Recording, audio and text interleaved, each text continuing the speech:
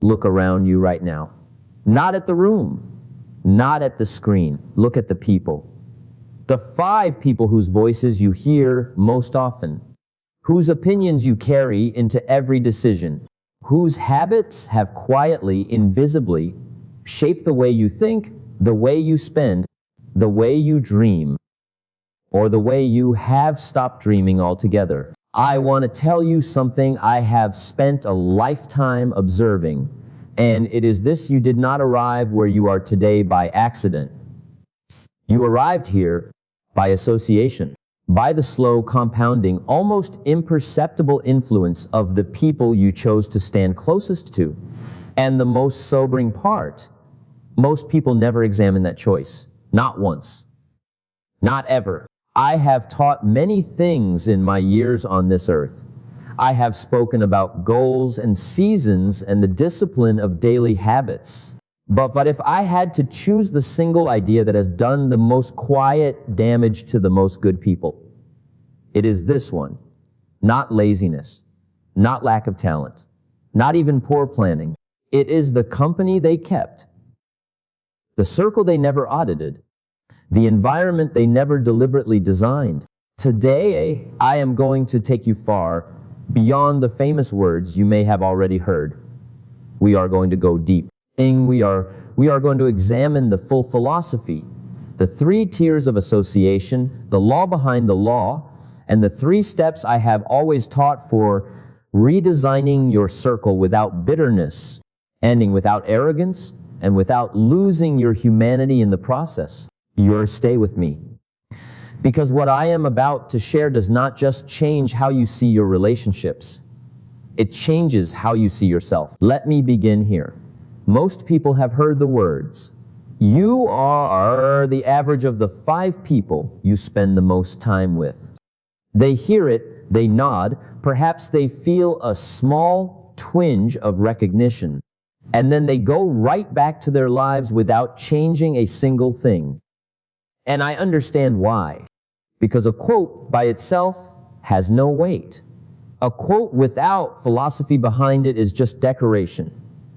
So let me give you the weight. What I was teaching when I said those words was not a motivational slogan. I was describing a law. A law as reliable as gravity, as consistent as the seasons, as indifferent to your preferences as the tide.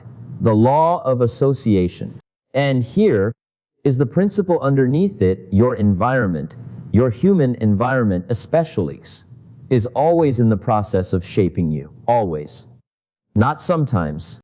Not when you are weak or impressionable. Always. Think of it this way. A tree does not choose the soil it grows in, but the soil determines everything. The depth of the roots, the height of the trunk, the abundance of the fruit. You, however, are not a tree.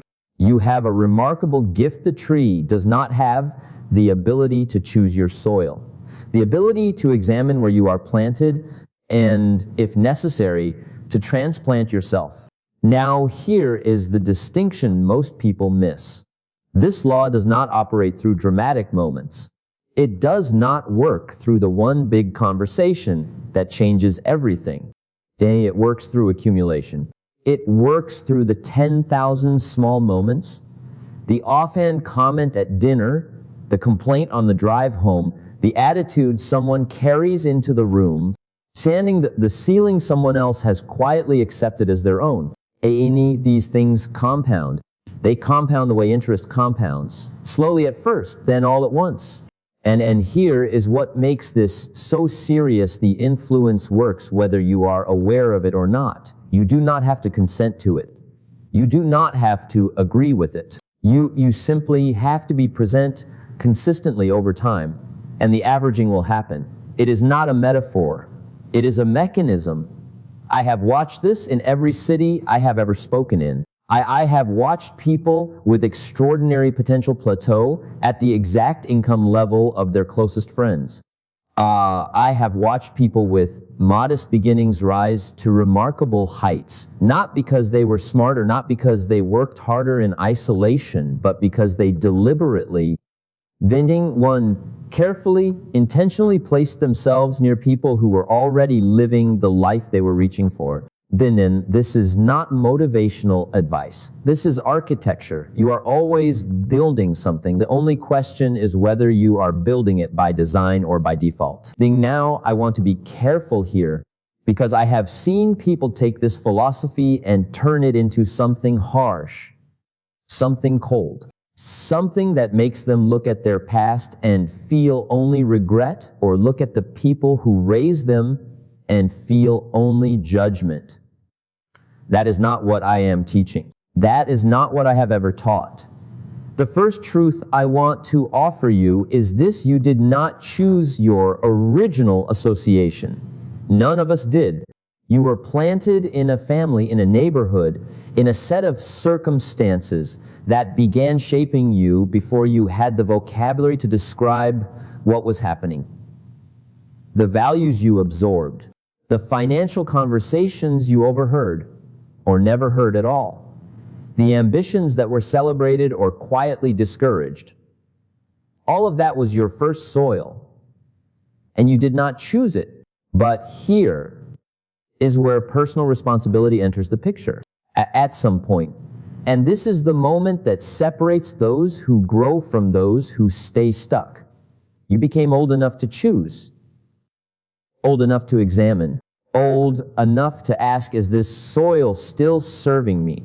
Or am I simply staying here out of familiarity? I was 25 years old when a man named Earl Schoaf asked me a simple question. Yuri, he said, tell me about your life. And I told him. And when I finished, he looked at me and said, you have been spending your time with the wrong people. Not cruelly, not dismissively, with the calm certainty of a man who had seen this pattern 1,000 times. That sentence changed my life, not because it was harsh, because it was honest. And honesty delivered with care is the greatest gift one person can give another. So I want to offer you that same gift today. The soil you grew in was not your fault, but the soil you stay in, that is your responsibility. And the soil you move toward, that is your design. That is your life's great work. The question is never, who planted me here? The question is always, where do I choose to grow from here? If this is resonating with you, if you feel like this is exactly the message you needed to hear today, make sure you subscribe right here. Ending, because we release these kinds of deep, carefully built messages every single week, and the philosophy we are about to get into next is the part most people never hear. Now, let me give you the full architecture, because most people who have heard the average of 5-idea thinking, it is binary. Either someone is good for you or they are not. Either you keep them close or you push them away. That is far too crude. Life is more nuanced than that. People are more nuanced than that. What I have always taught is a 3-tier framework. 3 distinct ways of relating to the people in your life, depending on what that relationship is doing to your trajectory. The 3 tiers are the Z's: limited association, disassociation, and expanded association. Let me walk you through each one carefully. The first tier is limited association. This is for the people in your life who are not bad people. Let me be very clear about that. But whose consistent presence tends to pull your energy, your ambition, your standards downward. The friend who always has a reason why things will not work. The colleague who has made peace with mediocrity and would like you to join them there. The family member who means well, but whose conversation always circles back to complaint, to scarcity, to why the world is against them. You do not abandon these people. You do not judge them. Simply become more deliberate about the dose. You see them in smaller quantities. You love them from a slight distance. You remain kind, but you stop letting their ceiling become your ceiling. The second tier is disassociation. And this is the one that requires the most courage because it is the most final. There are some people Not many, but some. Whose influence is genuinely toxic? Whose presence in your life is not just limiting, but actively destructive? Who drain your resources, compromise your values, or consistently pull you toward choices that cost you dearly. These are the relationships where the loving, responsible thing for both of you is a clean, respectful separation. The third tier is expanded association. And this is the one most people forget entirely because they are so focused on who to move away from that they never ask who to move toward. Expanded association is the deliberate, intentional pursuit of people who are already living at the level you are reaching for. In people whose habits, whose thinking, whose standards are above your current average, and who, by their proximity, will pull your average upward. This is the tier that builds futures. Let me spend more time on limited association because I think it is the most misunderstood of the three. People hear the phrase and they imagine it means becoming cold, becoming unavailable, becoming the kind of person who looks down at others from a great height and decides who is worthy of their time. That is not what I mean. That is not even close. Limited association is not about superiority. It is about stewardship. You have been given a finite number of hours in this life, a finite amount of energy, a finite reservoir of attention and enthusiasm. These are not renewable in unlimited quantities, and you are responsible, deeply personally responsible, for how you invest them. Think of it this way. If you had a small amount of water and many plants, you would be wise about where you poured it. You would water the plants that were growing, that were reaching toward the light. You would not abandon the others, but you would recognize that pouring all your water into soil that cannot hold it helps no one, not even the plant. The same is true of your time and your energy. When you spend the majority of your hours with people who have decided that life is a series of problems to endure rather than possibilities to pursue, their philosophy seeps into you. Not because you are weak, because you are human, because we are built to absorb the emotional and intellectual atmosphere of the people we are near. So what does limited association look like in practice? It looks like being genuinely glad to see someone and also being deliberate about how often. It looks like enjoying a meal together without making that person the center of your daily orbit. It looks like answering the call with warmth and ending the conversation before it pulls you into the familiar spiral of complaint and limitation. It looks like love with structure, tending care with wisdom, affection with boundaries. And here is what I want you to understand about the people you are limiting your association with. They are not your enemies. In most cases, they are simply people who have not yet found their own philosophy of growth. They are where you were perhaps 5 or 10 years ago. And the most loving thing you can do for them, far more loving than staying close and letting their stagnation become yours, is to grow, to become the example, and to demonstrate quietly and consistently that a different life is possible.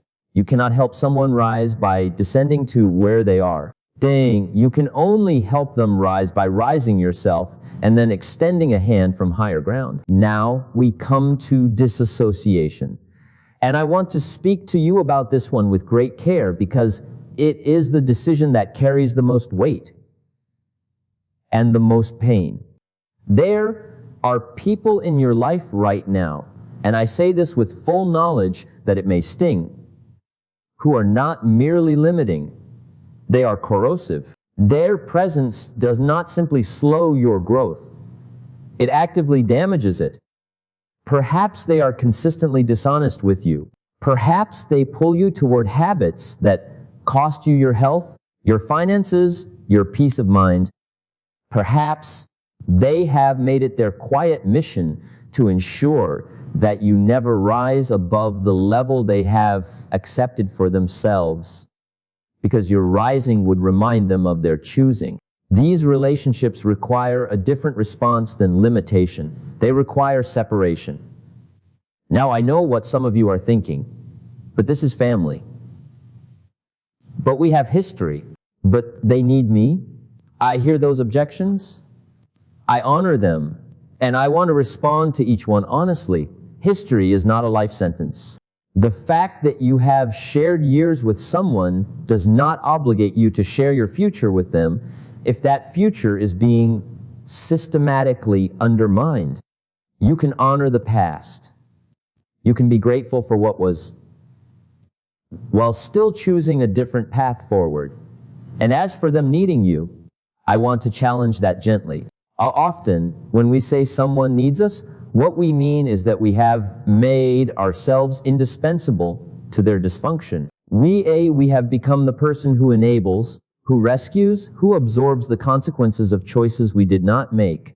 That is not help. That is a very expensive form of avoidance for both parties. A disassociation, when it is necessary, is not an act of cruelty. It is an act of honesty. It is saying, I care enough about both of us to stop pretending that this arrangement is working. It is the most difficult form of respect, the kind that does not require the other person's agreement or understanding. And here is what I have observed across decades of watching people make this choice, and those who have the courage to disassociate from genuinely destructive relationships almost universally report, within a year or two, that they wish they had done it sooner. Not because the separation was painless, it rarely is, but because the life on the other side of that door was so much larger than the one they had been living. Demi, be honest with yourself right now. Is there a relationship in your life that you already know, in the quiet place where you are always honest with yourself, that it is time to step away from? Joining Rapa 1 in the comments if you know exactly what I am describing. You do not have to name it. Just acknowledge it. Now we arrive at the tier that most people neglect entirely, because most conversations about association focus on who to move away from. And that is important. I have just spent considerable time on it. But moving away is only half the work. The other half, the generative half, the half that actually builds the life you are reaching for, is moving toward. An expanded association is the deliberate, strategic, humble pursuit of people who are already living at the level you aspire to. People whose income, whose habits, whose thinking, whose relationships are above your current average. People who, by their very proximity, raise the standard of what you consider normal. Here is why this matters so profoundly. We tend to calibrate our sense of what is possible by what we see around us. If everyone you know earns roughly the same income, you begin to believe, not consciously, but in the deep, habitual part of the mind, that that income is simply what life provides. If everyone you know struggles with the same health challenges, you begin to accept those challenges as inevitable. If everyone you know has given up on a particular dream, you begin to quietly wonder whether the dream itself was the problem. But when you place yourself near people who have already broken through those ceilings, who earn more, who think differently, who have built you are trying to build, something remarkable happens. Then their reality begins to recalibrate yours.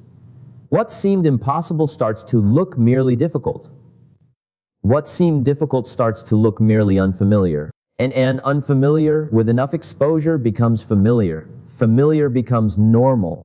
And normal becomes your new floor. Now, I know the practical question that is forming in your mind.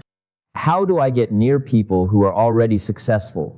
They are busy. They do not know me. Why would they invest their time in me? And here is my answer, and it is an honest one. You earn it. You earn proximity through preparation, through value, through genuine curiosity, and through the willingness to serve before you ask. The mentor does not seek you out. You seek the mentor, dending, and you come not with your hand extended, but with your contribution ready. Read their books, attend their seminars, join the organizations where they gather. That they ask questions that demonstrate you have already done the thinking.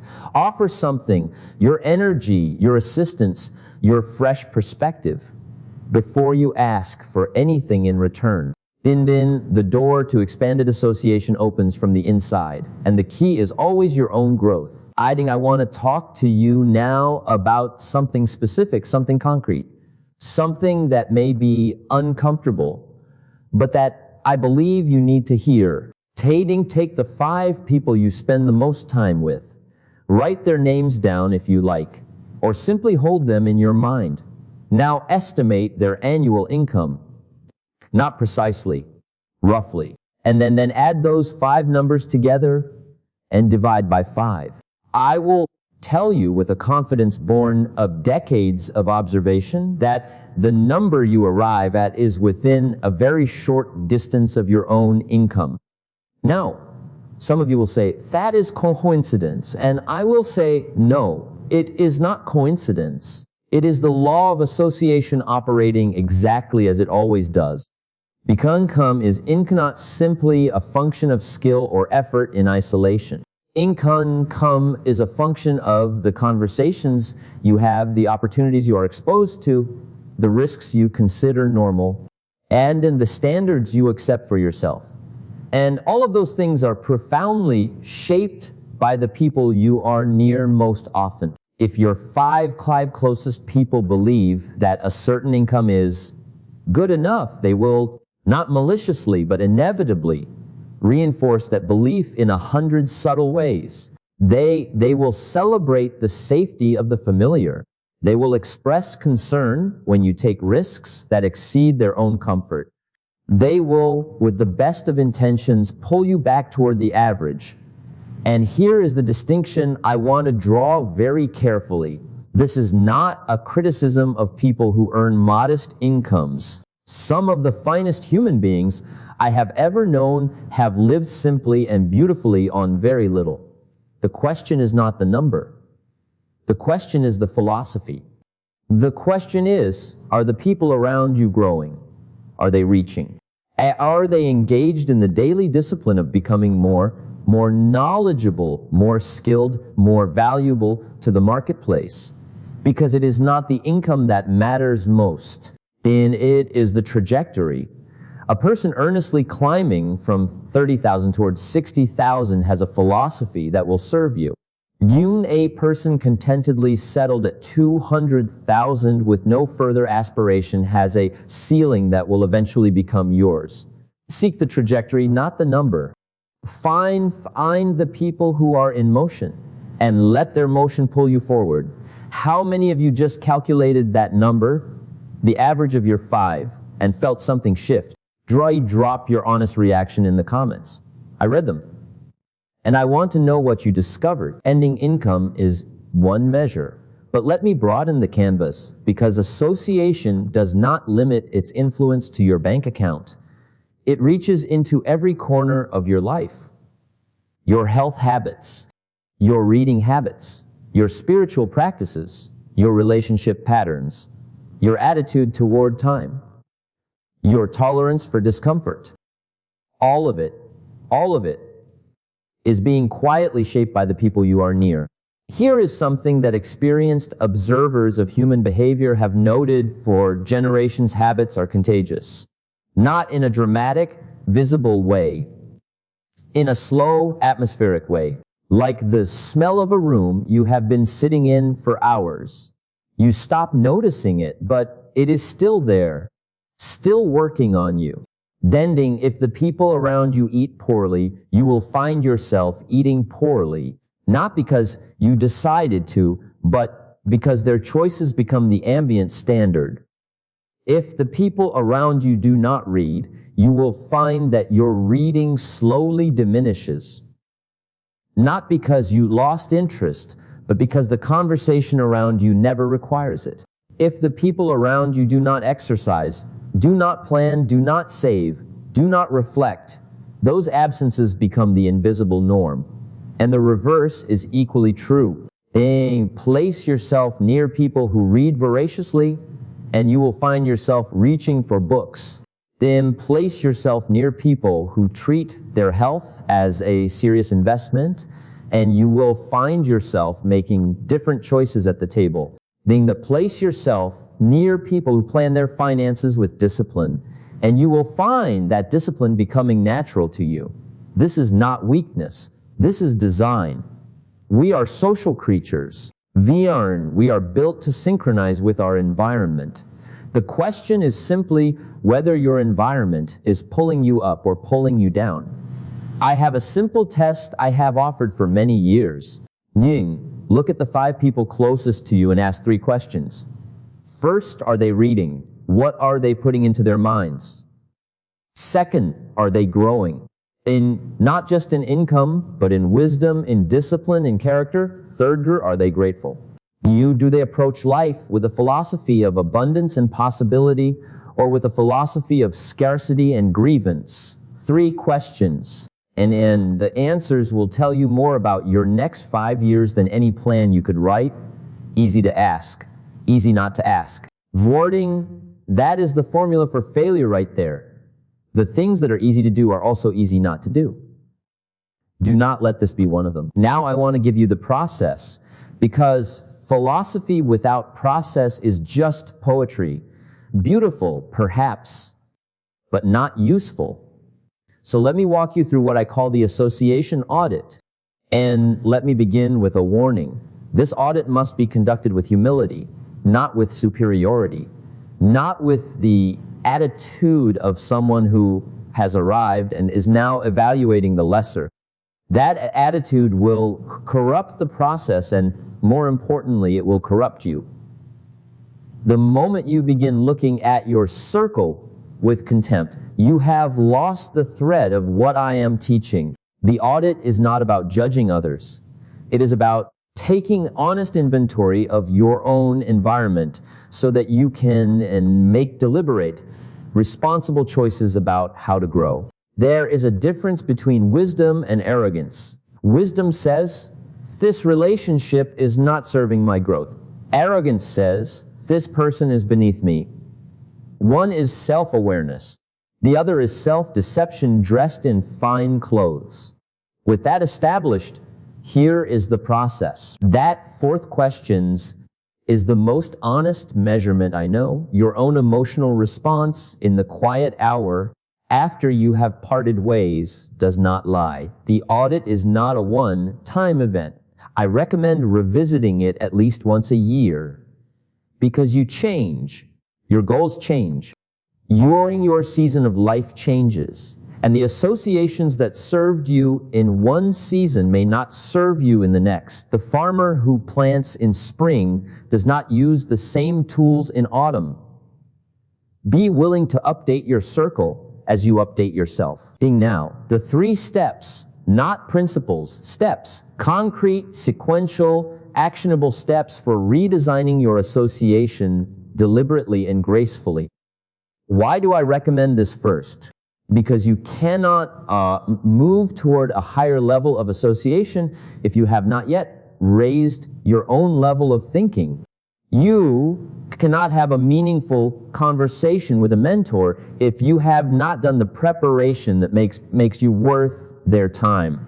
And perhaps most importantly, expanding your inputs gives you the vocabulary, the perspective, and the confidence to begin seeking out the people who think at that level. Literally find the organizations, the events, the gatherings, the communities where people who are already living the life you want to congregate, attend, participate, contribute. Do not go with your hand out. Go with your eyes open and your best self present. Figuratively seek the room of ideas, the books, the recordings, the conversations that carry the thinking of those who have gone before you and built something worth studying. These are rooms you can enter any time, at any hour, regardless of geography or circumstance. And they will change you. Offer your energy, offer your service, Offer a genuinely thoughtful question that shows you have already done the work.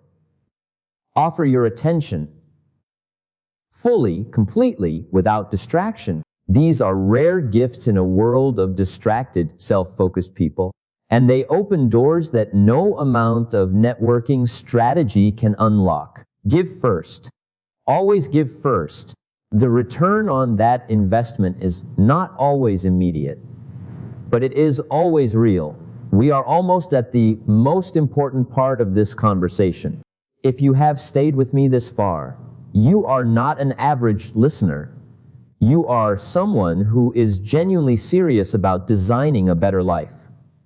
If that is you, subscribe right here, because this is what we do every single week.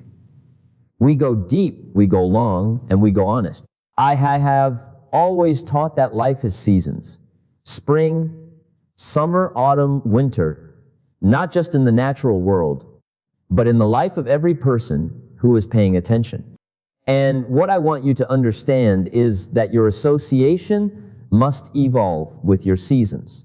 The circle that serves you in your spring, your season of beginning, of planting, learning, may not be the circle that serves you in your summer or your autumn.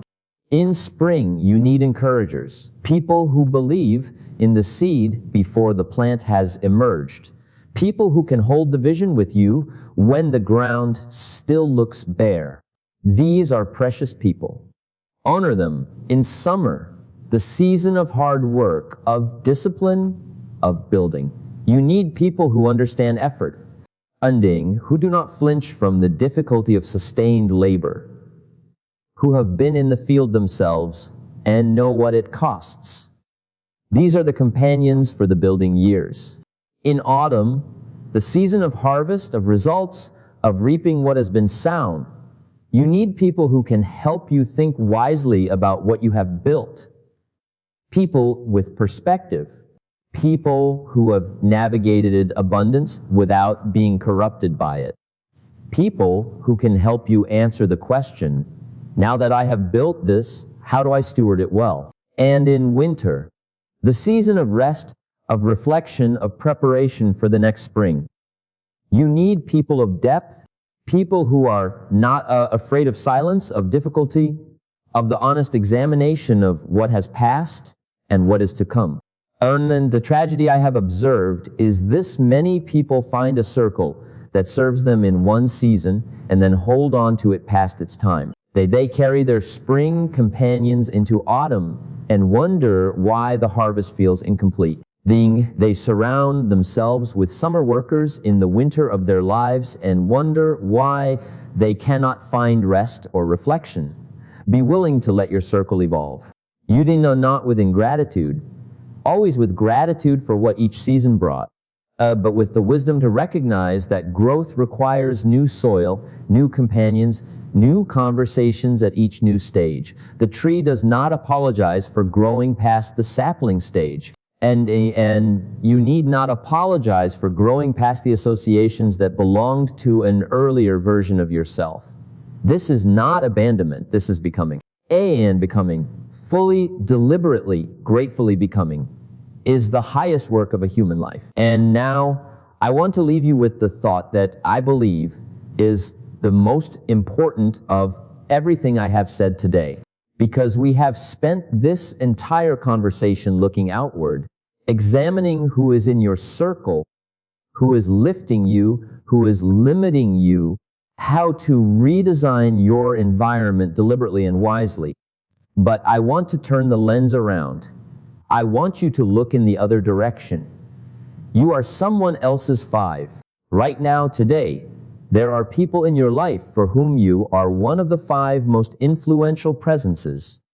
Your children, your colleagues, your friends, your siblings, the people who listen to you, who watch you, who calibrate their sense of what is possible by what they observe in you. And the question I want to leave you with is this: what kind of average are you contributing to their life?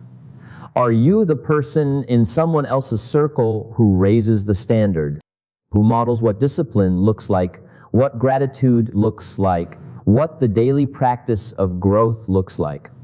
Or are you, in some relationships, the one who is limiting, the one whose complaints, whose cynicism, whose settled mediocrity is quietly pulling someone else's average down? This is not a question designed to condemn. Danding, it is a question designed to elevate. Din, because the moment you take seriously your own influence on others, the moment you recognize that your habits, your attitude, then your philosophy are contagious, you have a new and powerful reason to grow. You grow not just for yourself. You grow because someone is watching. Someone is calibrating. Someone is deciding, based partly on what they see in you, what is possible for their own life. That is the full weight of this philosophy. It is not just about protecting your own trajectory. Dean, it is about recognizing that you are a living, walking, breathing environment for the people who love you and look up to you.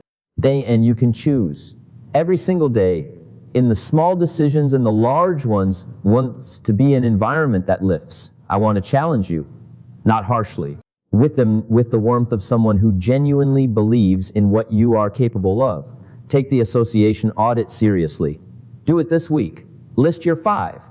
Ask the 4 questions. You uncategorize honestly. And then ask the 5th question, the one I just gave you, what kind of 5 am I being for someone else? Because here is the truth I want you to carry with you. The law of association is not just a tool for personal advancement. It is a moral invitation. An invitation to become the kind of person whose presence in someone else's life makes their average higher. Whose conversation leaves people more capable, more inspired, more clear about their direction. That is the life worth building, not just a successful life, a generative one. A life that compounds, not just in your own account, but in the lives of everyone who stands close to you.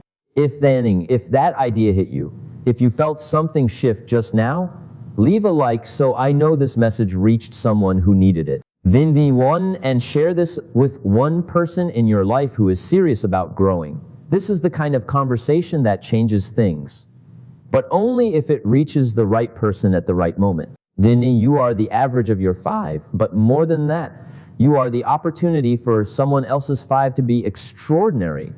You came here today perhaps knowing the famous words. You leave today with the full philosophy, the law, the tears, the audit, the 3 steps, and the responsibility that runs in both directions. Now, the only question that matters is what you do with it. Thanks for watching. The end screen has more videos in the same world. Either your pick whichever video on the end screen calls to you. Keep going, keep building.